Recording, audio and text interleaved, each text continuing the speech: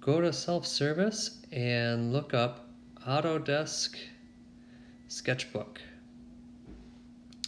Once you have that downloaded, I'd like you to open it up and do a practice test of all the tools that are in there. So you can see on the left there's pencils, different types of thicknesses, and you can adjust the transparency.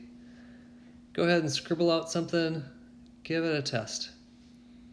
Try out different markers and pens, brushes, and you can see that you can make them thicker or thinner by using that little scroll bar. On the right, you get your color. If you go to if you tap on that circle, you'll get the color spectrum, and you can arrange it that way. Test out different colors and lines. If you have a lot of experience with this, go ahead and teach me something that I haven't seen. If you're new to this, go ahead and try out all the things that I'm showing here. Like the eraser, for example, has a really nice texture to it. I think it does a nice job similar to erasing on a paper. There's the select tool. You can select boxes and then fill them with color. You can select the lasso and make a freeform shape. You can fill them in with gradients, and you can change the color of the gradient as well. You can do multiple freeform shapes and connect them together, whether it be with a rectangle or circle or another freeform shape. They just automatically link together. And you can do the circle radius as well, circle gradient. Change the color.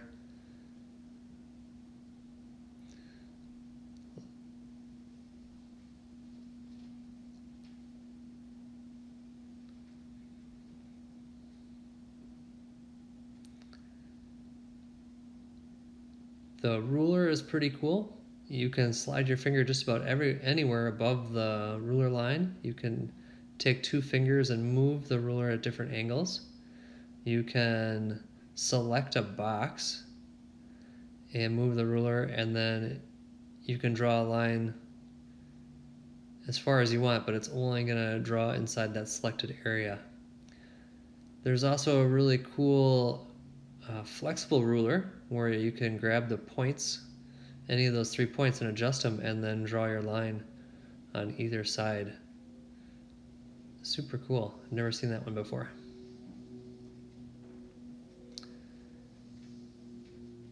You can use the erase tool, or you can just start a new blank. Up to you. In that same area, there's the reflective tool, and you draw on one side and it automatically draws on both the right and left. You can also switch it to the horizontal and vertical. And then there's also a really cool one that does all sides, and you can adjust how many sides there are. So you can make 12 selections versus just 2.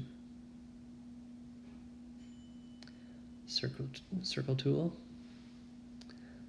You just want to draw part of a circle or a whole circle. You can also do that just by using a shape too.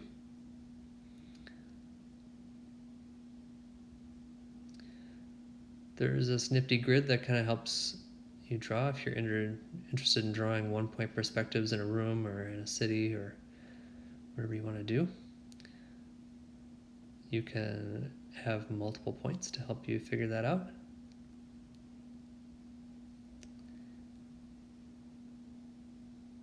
Lastly, there's the text box, and you can choose from your fonts, you can choose colors, you can also choose kind of the distortion or the angle of it. You can also move it around, just hold the arrow and move it, drag it up and down. You can use a reflection, change the angle. And make sure you save it. You can look up a photo and put it in there, and then you can erase the background if you like. Notice on the right side there are all the layers. There's the font layer and the scribbly layer, and then there's that photo that we're playing with right now. There's the back button, of course. and you can change the eraser so that you can get a little bit more accurate erasing. And I'm not going to erase the whole thing, but you get the idea. Have some fun, and then save it, and then submit it to Schoology.